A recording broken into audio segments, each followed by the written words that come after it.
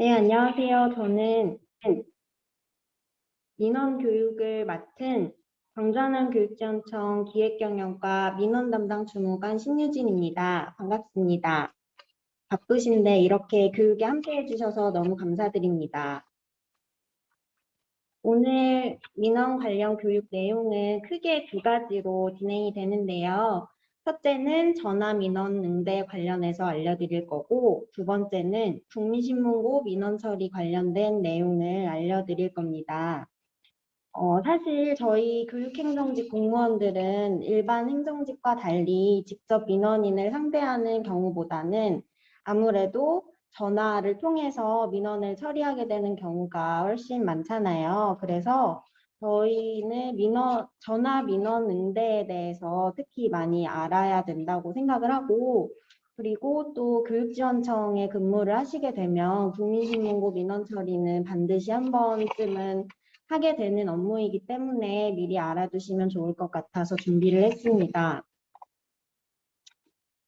그럼 먼저 전화민원 응대 관련해서 이야기 나눠보도록 하겠습니다. 교육 시작하기 전에 당신은 어떤 공무원 유형이신가요? 라고 여쭤보고 싶은데요. 관련해서 영상 하나 보시겠습니다.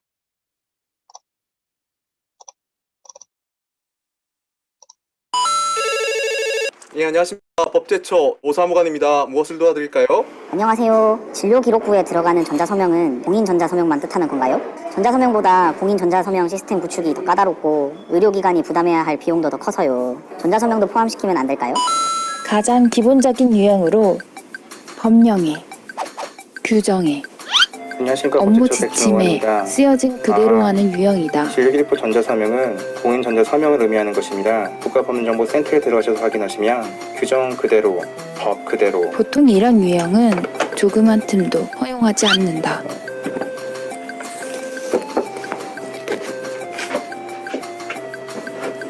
이 유형은 책임을 지는 것을 무서워하는 유형으로 확실한 처리를 위해 해당 부처에 연결을 해준다. 아니어서요. 해당 팀으로 연결해드리겠습니다. 네, 잘못 거신 것 같은데요. 그 건 담당하는 직원한테 제가 연결해드리겠습니다. 연결해드리겠습니다. 연결. 네, 연결해드리겠습니다. 신입 공무원에 해당하는 유형으로 배우는 단계에 있어 일을 처리하기에 여러 상황들을 살펴봐야 하는 유형이다. 안녕하십니까. 법제처 사무관입니다. 잠시만요 하지만 잠시만요. 그 잠시는 생각보다 꽤 길다.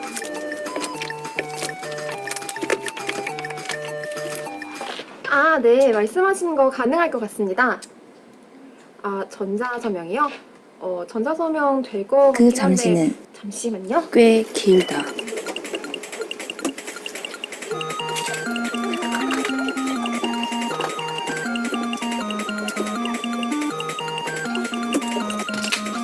네, 공인전자서명만 가능하십니다. 근거요? 끊겼다. 이 유형은 태생부터 공무원 유형으로 국민에 의한, 국민을 위하여 공무원이 됐다. 예, 안녕하십니까. 법제처 조사무관입니다. 무엇을 도와드릴까요? 예, 전자서명도 서명이긴 한데 이게 또 그동안 저희가 인정을 안 해왔었거든요. 내가 어디까지 일을 할 수 있는 거지? 그동안 해왔던 걸 내가 다 마음대로 바꿔도 되나? 근거가 명확하지 않으면 적극적으로 일을 할 수 없는 건가? 괴롭다. 법제처와 함께라면 그 누구라도 적극 행정 공무원이 될 수 있다.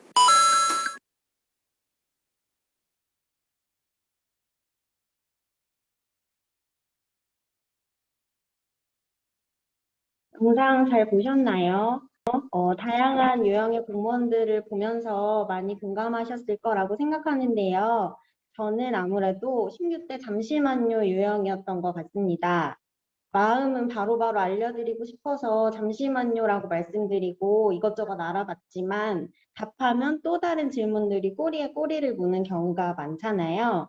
그래서 이런 경우에 어떤 방법으로 전화 민원을 처리해야 할지 고민해 볼 필요가 있다고 생각합니다. 그리고 좀 전에 통화 연결음 공무원 분도 나왔는데요. 생각보다 전화 돌리는 일이 특히 교육지원청에서는 엄청 많습니다. 민원인들이 공무원에게 가장 불만을 많이 갖는 부분 중에 하나라고 생각하는데요.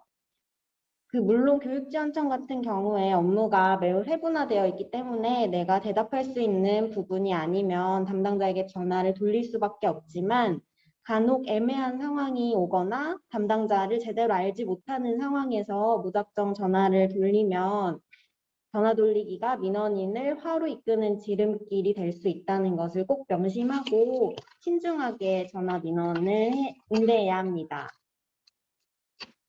그러면 우리는 왜 전화민원 응대 방법에 대해서 알아야 하는지 좀 생각해 봐야 할 것 같은데요. 우선 공무원이 된 이상 저희는 민원은 피할 수 없습니다.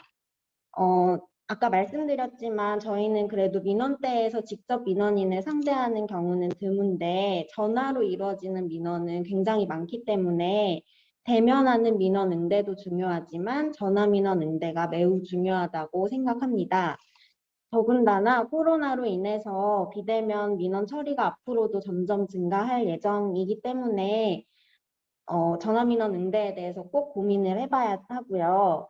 그리고 전화민원 특성상 표정이나 제스처를 볼 수 없이 오직 말과 목소리로만 이루어지는 대화이기 때문에 나의 말이나 나의 표현, 단어 등에 의해서 상대방의 감정을 좋게도 나쁘게도 할 수 있고 또 나아가서 이게 기관 전체 이미지로도 연결이 될 수 있습니다.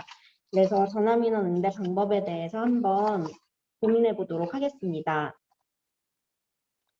전화민원 응대 매뉴얼을 설명드릴 건데요.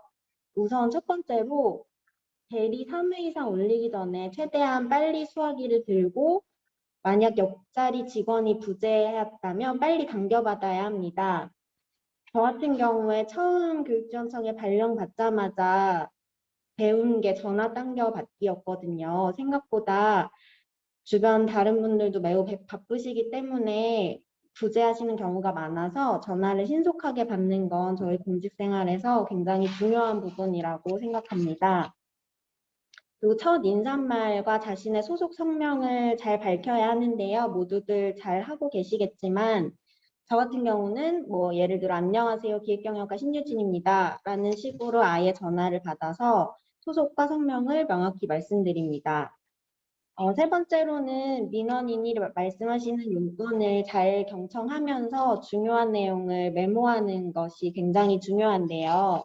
메모하지 않고 계속 듣기만 하면 나중에 말이 길어졌을 때 앞에 내용을 놓치는 경우가 많고 그리고 간혹 나의 업무가 듣다 보면 아닌 경우가 되게 많은데 다른 분께 그 내용을 신속하게 전달해 드리려면 애초에 메모를 잘 하는 것이 중요합니다. 그래서 그 다음에 통화가 끝나면 끝인사를 하면서 고맙습니다, 네, 알겠습니다 등의 표현으로 전화를 끊는 것이 좋고요.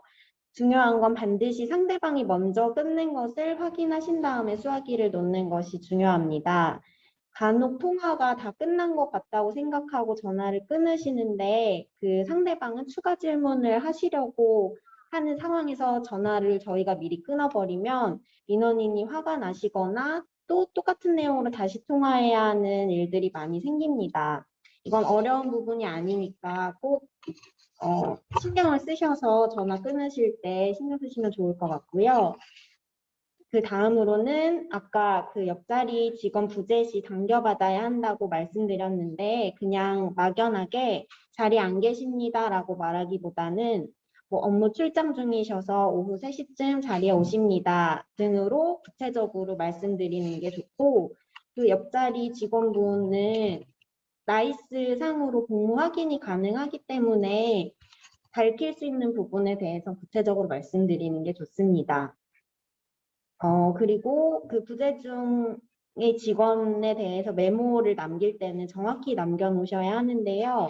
누가 어디에서 어떤 이유로 전화하셨는지, 민원인 연락처는 정확히 어떻게 되는지 꼭 확인하신 다음에 남겨주셔야 업무 담당자가 돌아오신 후에도 수월한 전화 민원 응대가 가능합니다. 위의 내용도 다 중요하지만 제일 중요한 건 아무래도 민원인을 공감하고 배려하는 표현을 사용하는 것입니다. 민원인과의 대화에서 뭐 그런데요, 그래서요 등의 표현을 쓰면 서로 감정 상하기가 쉽겠죠. 간혹 민원인이 뭐 하소연하시거나 말이 길어지시는 경우도 있지만 적당한 선에서 들어드리면서 저도 이해하고 공감합니다와 같은 표현을 조금만 사용해도 처음에 화가 나서 전화하셨던 민원인분이 웃으면서 끊으시는 경우들도 많기 때문에 공감과 배려가 전화 응대에서 매우 중요한 부분이라고 생각합니다. 이렇게 말로만 전화 민원 응대 방법에 대해서 설명하면 쉬워 보이지만 막상 신규분들이나 민원 전화를 많이 받으시는 분들은 전화 민원 응대가 생각보다 어렵다는 걸 아실 겁니다. 그래서 전화 민원 응대 관련해서 공감할 만한 영상 하나 보여드리겠습니다.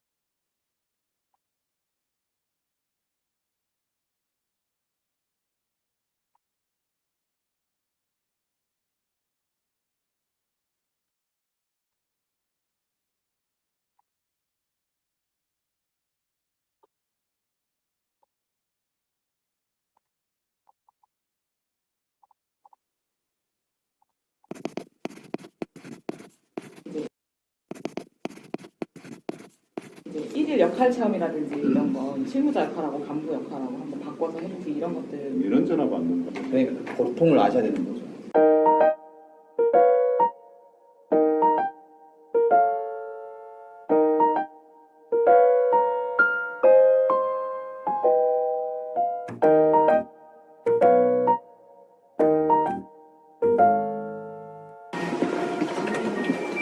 뭐라고 얘기하지? 안녕하세요. 법제처 법제전문 안만만입니다. 이게 영문 동영어 시사죠? 저희들 보면 말풍선이 이렇게 돼 있거든요. 아, 과장님들 모두 참석하는 그 월간회의.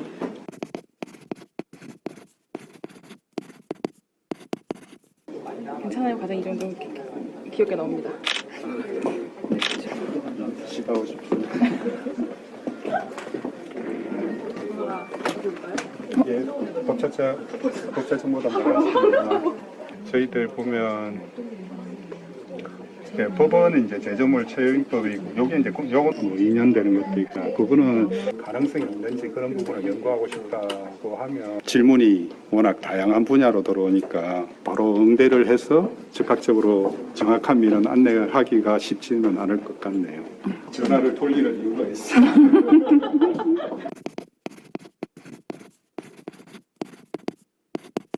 그럼 제가 그쪽 한번 전화번호를 알려드릴게요. 한 건 해결.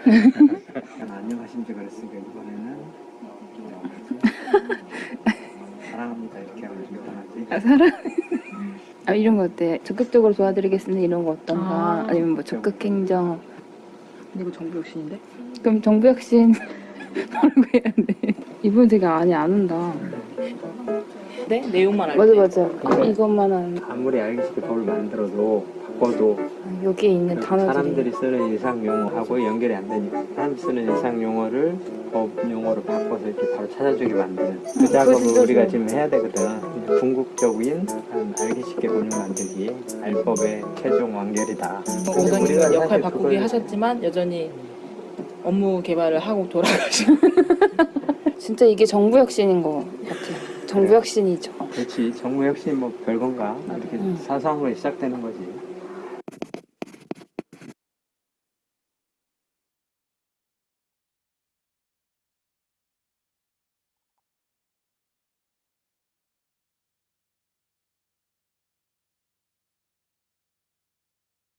영상 잘 보셨나요? 결국 전화민원 응대는 실장님, 과장님, 행정실장님도 늘 어렵습니다. 20, 30년 동안 일하신 분들도 어려우시니까 저희 같은 경우는 더 어려울 수밖에 없지만 나만 너무 어렵게 생각하지 말고 몇 가지만 꼭 기억하시면 도움이 많이 될 것 같습니다. 우선 전화 민원 응대를 잘 하기 위해서 가장 중요한 걸 꼽으라면 전문성을 들 수 있습니다. 내 업무에 대해서 명확히 파악하고 있으면 업무 관련 질문에 바로바로 답하기가 쉽겠죠. 이때 설명은 꼭 알아듣기 쉬운 용어로 설명을 해주셔야 하고 그리고 혹시나 설명하시다가 잘 모르겠으면 그냥 이런 거 같은데요 라고 말씀드리기보다는 정확하게 확인을 하신 다음에 재통화를 하시는 것이 더 중요합니다. 그래서 전화번호 받으신 다음에 정확하게 확인하시고 나서 다시 전화를 드리는 게 좋겠습니다. 그리고 전문성 못지않게 신속성도 중요한데요. 신속하게 안내드리려면 이전 영상에서와 같이 계속 전화 돌리기 반복하는 것은 지양해 주시고 옆자리 부재 시 받은 내용에 대해서도 바로바로 전달드려야 놓치지 않을 수 있습니다. 이 모든 것보다 우선되는 건 아까도 강조했지만 결국엔 잘 들어주는 것 그리고 민원인들의 말씀에 공감해드리는 것이라고 생각합니다. 그럼 다음으로 국민신문고 민원 처리에 대해서 설명드리겠습니다. 학교에 계시는 분들 중에는 국민신문고 홈페이지를 처음 보시는 분들도 있을 수 있을 것 같은데요. 교육지원청 업무 담당자라면 꼭 한 번쯤은 겪게 되는 게 국민신문고 민원 처리이고 특히 민원이 많은 부서는 업무 담당 기간 동안에 몇백 건씩 처리하는 경우도 있기 때문에 답변 통보 방식을 알고 있는 것이 중요합니다. 보이는 화면이 실제 국민신문고 사이트를 캡처한 화면이고요. 나에게 배부되는 민원건들이 내가 할 일로 떠서 각각 답변을 통보해야 하고 통보한 민원들은 문서등록대장에 쌓이듯이 사이트 안에서 관리되고 있습니다. 국민신문고 답변 표준안은 크게 도입부, 전개부, 종결부로 구성하여서 하나의 글로 작성하셔야 하는데요. 먼저 도입부에는 민원 신청 경로와 민원 신청 번호를 꼭 기재해 주셔야 합니다.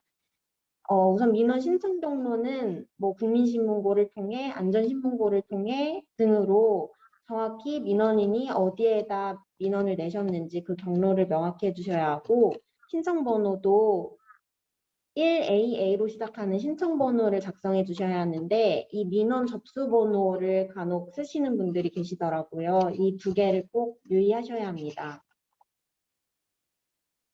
그 도입부 설명 후에 전개부에서는 민원 요지를 먼저 기술해야 합니다. 그래서 예를 들어서 어떤 민원인께서 어느 지역에 새로 짓는다는 어떤 학교는 언제쯤 다 지어지나요와 관련된 민원이 들어왔다면 민원 요지에 먼저 DR 민원 내용은 어디 지군의 초등학교 신설에 대해 검토해달라는 것으로 이해됩니다. 라는 식으로 그 내용, 파악한 내용에 대해서 간단하게 기술해 주시고 그 다음에 그 민원에 해당하는 성실한 답변들을 아래 가나다 순으로 단락을 구분지어서 정리하시면 됩니다.